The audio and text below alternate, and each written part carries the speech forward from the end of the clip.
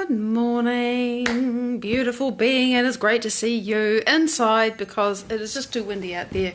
It's sort of grey and dank, but actually, before I show you any rocks, I'm going to show you what's outside because, you know, there it is. And look at the lawn. It's covered in cherry snow, and you might be able to see that there's the odd petal falling. It's because it really blew over the weekend. So a lot of the blossoms fallen. And the lawn is covered, so I wanted you to see that. And there's the magnolia and the cineraria and the massive mulching pile, and there's the other side. And you can see there's still a bit of a wind out there. It is too noisy to go live outside today. But this is the view out the window. Now, let me turn this around and sit down again. Good morning. Hi, Amy. It's great to see you. I'll put the cushion back on my lap. It's essential. So we're doing rocks now that we've had the cherry snow. This is a little amethyst point. Good morning, Linda. And good morning. I know there's another one of you there. Facebook just hasn't told me who you are. So it's lovely that you're with us. And wow, look at this shape. This is why I bought it. This shape. Because it was so perfect and symmetrical. Now, all of those fractures that you can see weren't there when I bought this rock, and it was actually darker as well. This is in the days before I really understood about rocks, and I had it on a windowsill where the sun faded it. And then there was another time where it fell off something and then it got its fractures, but fortunately it didn't actually break. Oh, it's you, Mike. Oh, now I know that's you. Woohoo! Lovely to see you. And so, yeah, rocks can have trauma too, right? But isn't it gorgeous? It's so symmetrical, and it has a very soft and beautiful vibration. And the fact that it's faded in the sun actually makes it more transparent, and you can see through it better. So there is a bright side to everything. It's beautiful. I'm really very fond of that. And this one, more quartz, because amethyst is a kind of quartz. But the interesting thing about this, look, when I catch the light on it, see these amazing shapes on the facets. I'll just turn it round, catch the light on them. Come on, where's the light? There you go, now you can really see it. So this is a crystal that has grown in the presence of something else that has dissolved away. There you are. And left the gaps. And the red that you can see on the outside will be some form of iron. It isn't actually a pink coloured stone. And look, then it's really different here. But it looks pink because it's got this dusting of red on the outside. So that is quite lovely. If you look at the bottom, see it's much more white when you look at the bottom. So the red really is on the outside. Some kind of hematite or iron or whatever. So there you go. So, today, excuse me, I'm actually warm. It's quite warm and humid here.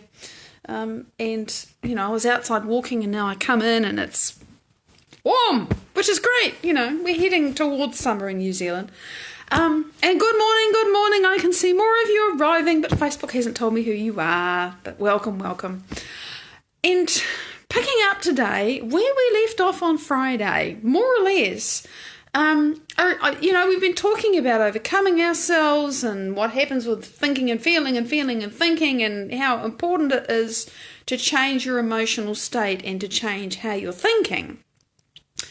And, of course, the challenge with that is that for some of us, our thinking and our feeling, we have been mismanaging our energy, as my inspiration, Dr. Joe Dispenza, puts it, for a very, very long time, and it's really hard to do because by the time you start thinking, oh, I really need to change this because every time I think a thought and have a feeling, I'm pouring the chemistry of that thought into my body and I've conditioned my body to be in the mind of resentment. It does it for me.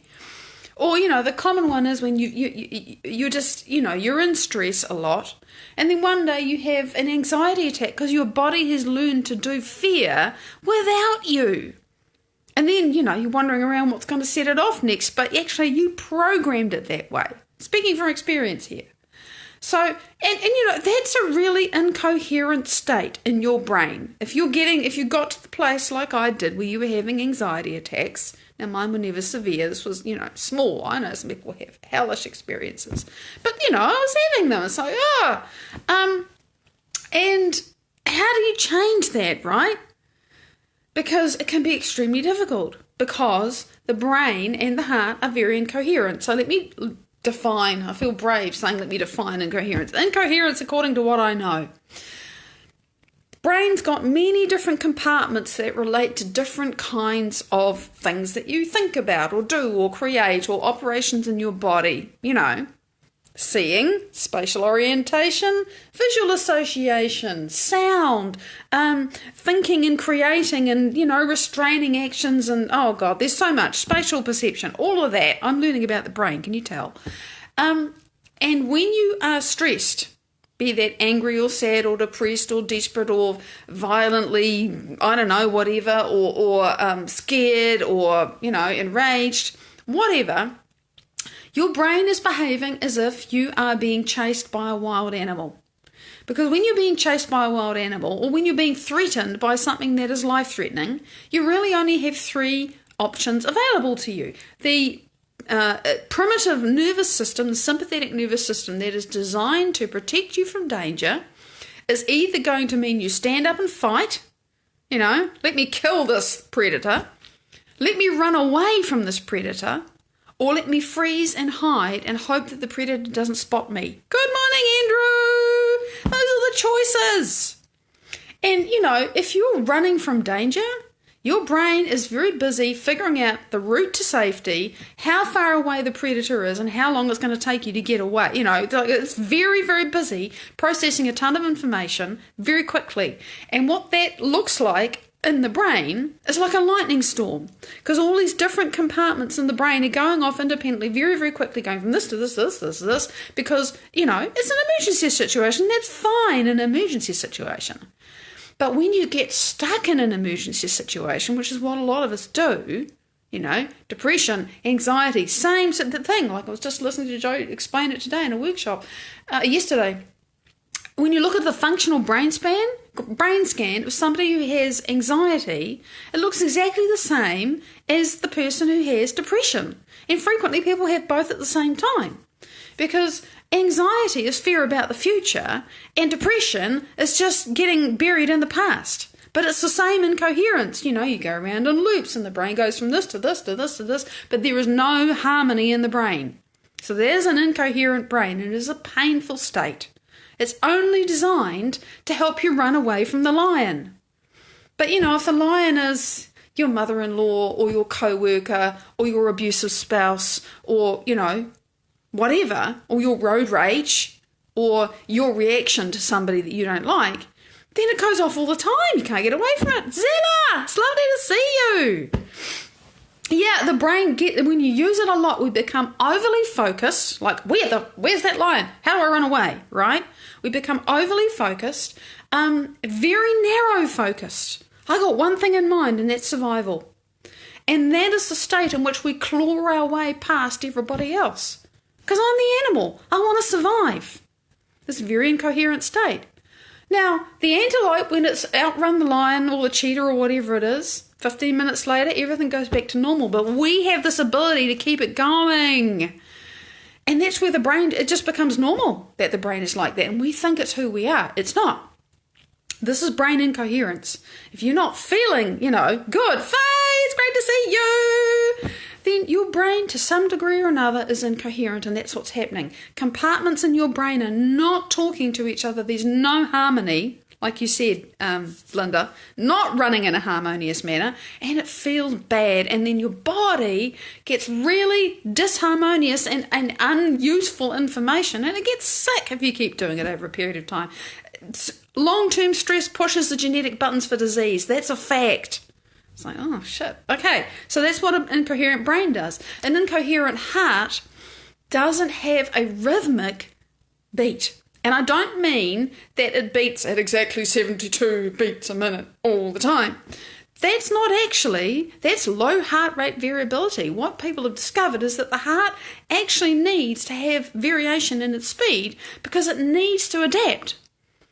But the variation, when you're coherent, follows a very regular pattern. And when you're incoherent, when you're frustrated, when you're sad, when you're angry, it's a jagged pattern. It's all out of whack, okay? And so that's heart incoherence. The heart is not beating coherently within itself. It's not then communicating well with the brain. There's a lot of talk between the brain and the heart. 5% of the neurons between the brain and the heart go from the brain to the heart. The other 95 go from the heart to the brain. So if your heart's incoherent, which means you are feeling those same feelings again. You're feeling angry, you're feeling depressed, you're feeling sad, you're feeling desperate, you're feeling worthless, whatever it is, then that's an incoherent signal and your brain is getting static and going, well, I don't know how to make all of this work. So that's incoherence. And we all know what it feels like because it feels like shit, okay? So how do you fix it? What do you do? Now, the normal thing that we are trained to do and we've learned to do because it works to a certain degree is to be kind to ourselves, to go and have a treatment, to have a holiday, to get away from the person, the situation, whatever that winds us up. But the problem with that is that we are then depending upon something outside of us to change so that we can change inside. And when you go back to your life, you're still the same. So that same stimulus outside of you kicks up the same reaction inside of you, and there you go, back to your old self feeling like crap. So you may have had a wonderful holiday, but you get back to work and it's still rubbish, and you're back to being incoherent again. That's just how it works. So, you know, it's nice to go and get a facial or a foot rub or whatever it is, but it only lasts as long as it lasts, and then I'm still the same me, so I still react the same. So how do we change it? Yep, the heart and brain run in tandem. And if they're coherent, they really do work. And if they're incoherent, as you say, Linda, they don't work together. Nothing works together. It's like an orchestra without a conductor. So, I know I've spoken about this before, I'm going to speak about it again. There was a guy, because I've just remembered the research, there was a guy in the 60s, I think. He was trying to work out how to get the brain to go from beta brainwaves, which is what you were in listening to me, to alpha brainwaves. And alpha brainwaves is what you're doing when you close your eyes and you imagine what children are doing when they're making stories up, you know. Oh, giving up the smoke. Yeah, good for you, Andrew. And yeah, because that incoherence is what sent you to the cigarettes in the first place, right? So you're facing, you know, the thing that drove you to the addiction. Well done, knowing that it's you and it's incoherence. So this guy was trying to work out how to get into alpha brainwaves, which is when your internal world is more real than your external world. Remember, we said that it doesn't really work when you have your external world deciding how you feel inside. Well, getting into alpha gives you more opportunity to change that. And this guy was just standing on his head doing everything. He just could not work it out. He spent 4 days, you know, doing everything, chanting and mantras and the whole, you know, whatever. And he finally gave up in disgust. And that, of course, was when he did it, because what he did was he stopped focusing on, I've got to do this, I've got to do. He just opened his focus. He let go. He surrendered. And he stopped focusing on anything. Of course, the Buddhists have known about the open focus for thousands of years. But we in the West, you know, we have to have science tell us what to do. They've already worked it out. So how do you open your focus? And why does it work? Okay. I think I'll talk about the why first. Remember, when you're in survival, when you're running from a predator, your brain is going very quickly from threat to possibility to option to measuring how much time I've got to how much danger I'm in. Am I still in danger or am I safe now? You know, it's doing that. It's working very fast. That's why it's in high beta. And when you slow it down and the compartments in the brain that were firing like that lightning storm, they slow down and they can start to communicate with each other. They can start to mesh together. They can start to become more coherent. That's why you have to slow your brain down to get out of those awful, awful survival emotions. There's lots of ways to do it, right? Going for a walk in nature, of course, having a bath, all those things are relaxing. They get you to slow your brain down. But the key thing about nature is you go outside into space. And what do? You start paying attention to the fact that there's the beach and there's the ocean or there's the lake or there's the world outside. You open your focus. That's why walking in nature is so often therapeutic. But can you do it sitting inside? Can you do it with your eyes closed? And, you can imagine your favourite nature scene. For me, I have learned to, and I think I said it last week, I started by pasting my awareness on the walls. But not just one, and not just two, and not just all four, but how about the ceiling and how about the floor as well? Can I hold my awareness of all of that around me? And I can now. I can hold a really spherical awareness. And what's more, I can make it as big as the universe. I have really learned to open my focus, and it takes time. It doesn't just snap in some days. Some days my brain and my body fight me because of what incoherence I'm running. That's just normal. But I know that sooner or later it's going to come together. It's going to calm down. I'm going to really get into alpha and coherent theta because I know what that feels like now. Theta is slower than alpha. Theta is like hypnosis. It's between waking and sleeping. It's what you do as you're going off to sleep. And I know what theta feels like now. It's taken, 18 months, but I know what it feels like. I've known what it feels like for a little while. So watching the clouds is very, it's just, because there's nothing to associate with. It's the thing about the clouds. See, when you have your attention on things, that's a picture. That's my cherry tree. This is a table. That's a clock. It's all stuff that's known. And everything that's known has an emotion attached to it.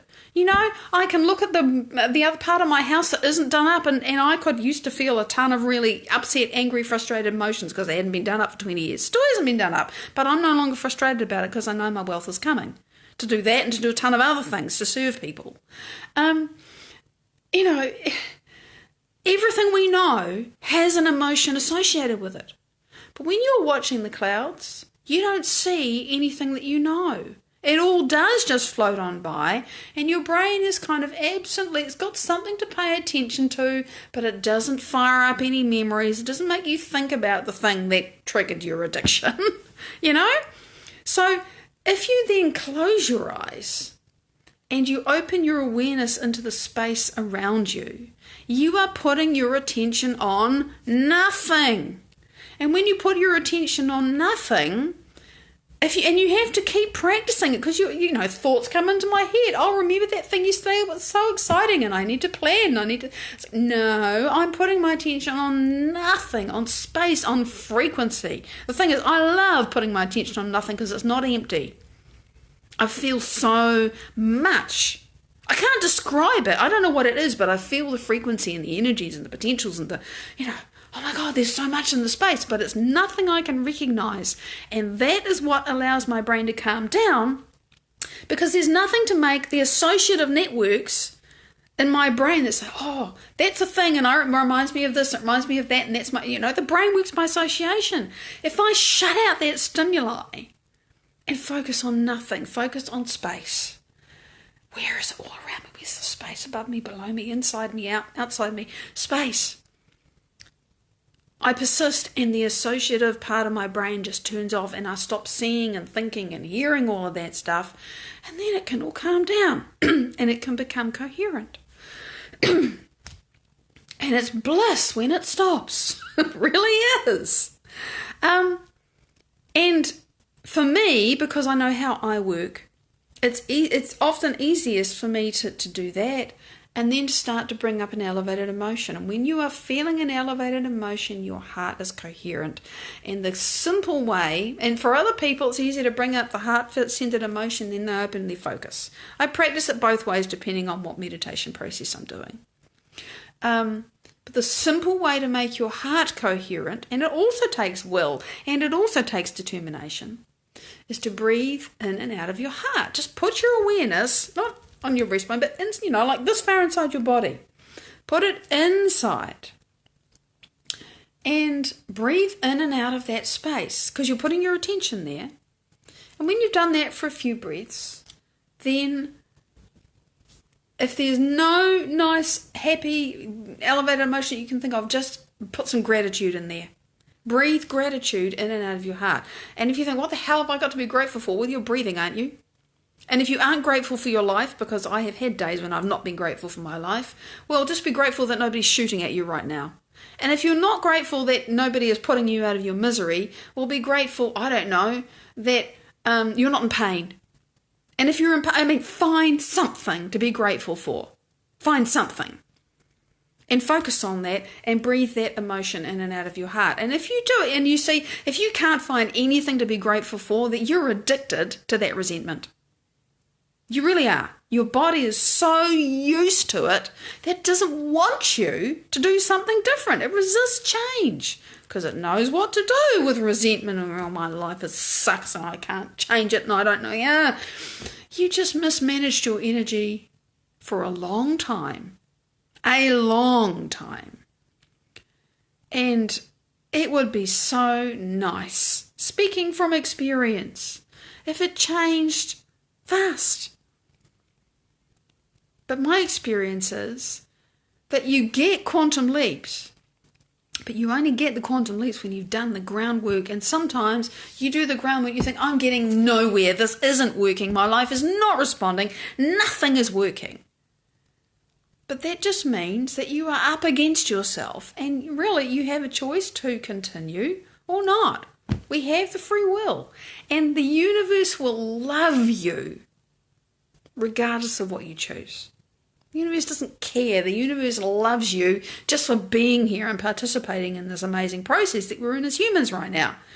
There is no failure and there's no judgment from the universe. Whatever you've been told, really, you think God, divinity, source, whatever, is going to look at you and say, oh, well, you made the choice I didn't want you to make, therefore you're going to just, you got to pay for that for the rest of your lives forever. Really? Nah, I'm sorry. I can't buy that. Intelligent love, loving intelligence.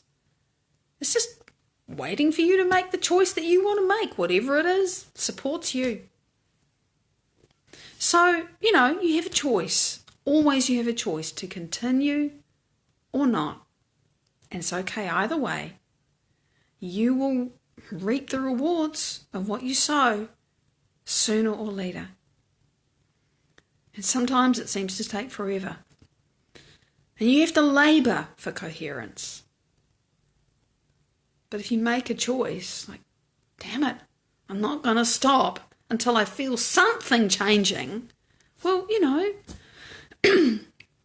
I don't insist on being ecstatic before I stop, but I know I want to feel something change, whatever it is, a tiny thing, doesn't matter.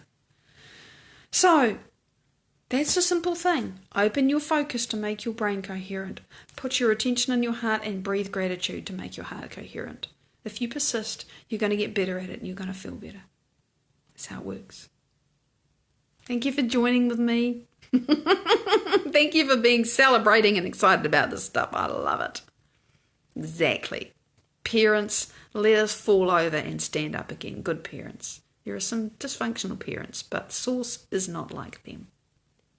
Big love. I'll see you tomorrow. Bye-bye.